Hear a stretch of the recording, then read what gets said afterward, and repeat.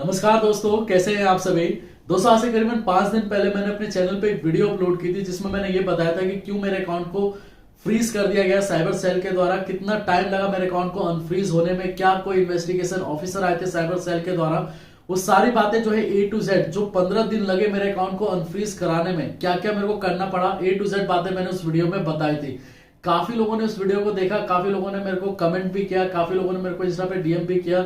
जितना हो सकता था मेरे से मैंने लोगों का रिप्लाई किया, लेकिन मेन जो प्रॉब्लम था, मेन कॉमन प्रॉब्लम लोगों का, कि मैं अपने अकाउंट को अनफ्रीज नहीं कराता हूं तो क्या हो जाएगा। अब जैसे यही कमेंट देख लीजिए, 200-300 रुपए के चक्कर में जो है अकाउंट को फ्रीज कर दिया गया और बोल रहे हैं कि आपको गुजरात आना पड़ेगा, एप्लीकेशन लिखनी पड़ेगी, तब जो है हम आपका अकाउंट को अनफ्रीज कर पाएंगे, क्योंकि गेमिंग ऐप के थ्रू 200 रुपए अर्न किए थे।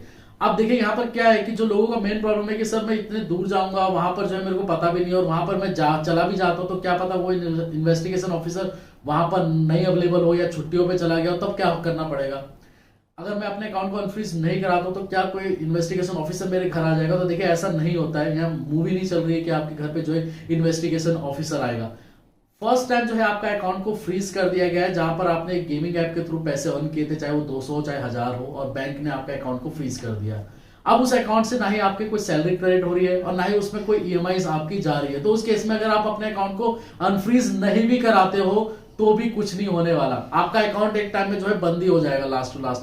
क्योंकि यहाँ पर जितने लोगों ने मेरे को DM किया, काफी लोगों की मैंने बातें सुनी, 5 साल से 6 साल से 7 साल से जो है अकाउंट को फ्रीज कर रखा है।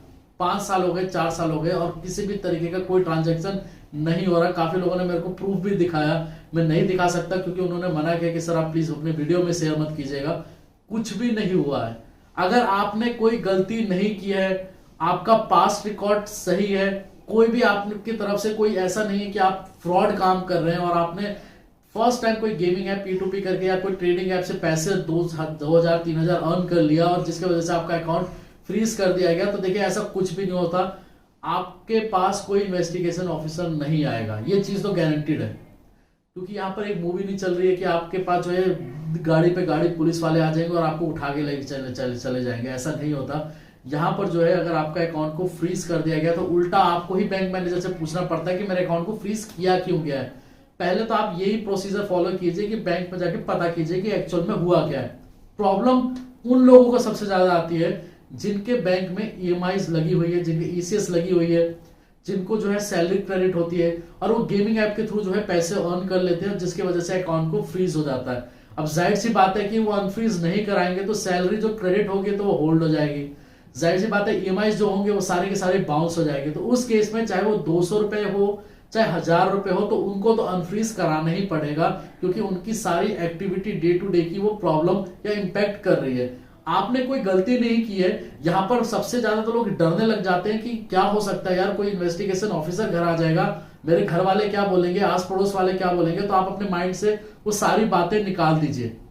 कोई इन्वेस्टिगेशन ऑफिसर घर नहीं आता है, उल्टा आपको ही इन्वेस्टिगेशन ऑफिसर के पास जाके बताना पड़ता है कि सर मैंने यहां से पैसे कमाए हैं, यहां से जो है मैंने ऐप डाउनलोड किया था, ये पैसे क्रेडिट हुए हैं, मैंने कोई गलती नहीं की है। आप जब बात करेंगे इन्वेस्टिगेशन ऑफिसर से तो आपको खुद ही पता चल जाएगा। उनके पास इतने केसेस आते हैं, एक दिन में इतने केसेस आते हैं, तो वो समझ जाते हैं कि एक्चुअल में कस्टमर के जेन्युइन है कि नहीं है। उनके पास सारा रिकॉर्ड रहता है कि पास्ट में आपके ऊपर और भी कंप्लेंट है कि नहीं, वो सारा कुछ बता देंगे आपको। मेरे भी केस में ऐसा था। मेरे केस में यह था कि उन्होंने देखा, बताया कि यार पास्ट में तो सर आपका किसी भी तरीके का कोई रिकॉर्ड नहीं है, इस तरीके का साइबर सेल की तरफ द्वारा जो है आपका बैंक अकाउंट फ्रीज किया गया हो, तो कोई बात नहीं, ये डिस्प्यूट है, मैं यहाँ पर क्लियर कर देता हूँ।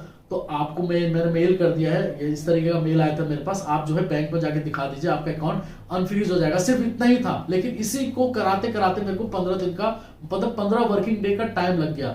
अगर आप अपने अकाउंट को अनफ्रीज नहीं भी कराते हैं और आपने पास में किसी भी तरीके की गड़बड़ी नहीं की, आप सही से पैसा ऑन कर रहे हैं, कोई आपने जो है फ्रॉड नहीं किया। देखिए पहला प्रोसीजर तो यही है कि आप बैंक में मैनेजर से जाके बात कीजिए कि एक्चुअल में प्रॉब्लम हुई क्या है। और थोड़े से अमाउंट के लिए आपको इतना दूर जाने की जरूरत नहीं है। अगर आपको एक्चुअल में लग रहा है कि इस अकाउंट को फ्रीज कराना चाहिए, अनफ्रीज कराना चाहिए, तो उस केस में करा लीजिए। अगर आपको लग रहा है कि कोई काम ही का नहीं है मेरा अकाउंट, मैं दूसरे बैंक में अकाउंट खुलवा लूंगा, तो कोई बात नहीं, आप वो भी कर सकते हैं।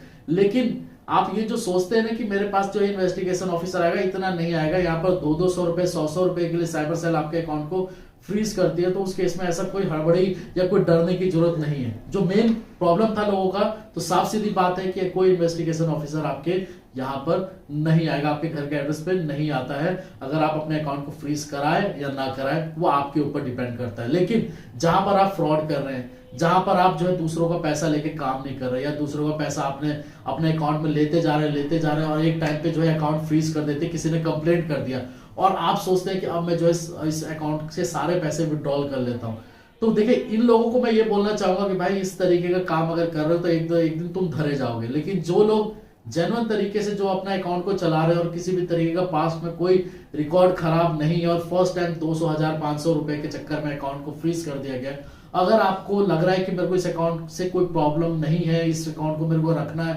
इस अकाउंट में मेरी सैलरी क्रेडिट होती है, ईएमआई आती है, तो उसमें आप अनफ्रीज करा सकते हैं। वो आपके ऊपर टोटली डिपेंड करता है। इसके अलावा अगर आपको कोई प्रॉब्लम है तो मेरे को वीडियो में कमेंट जरूर कीजिए, मैं 110% रिप्लाई जरूर दूंगा। ठीक है दोस्तों, धन्यवाद।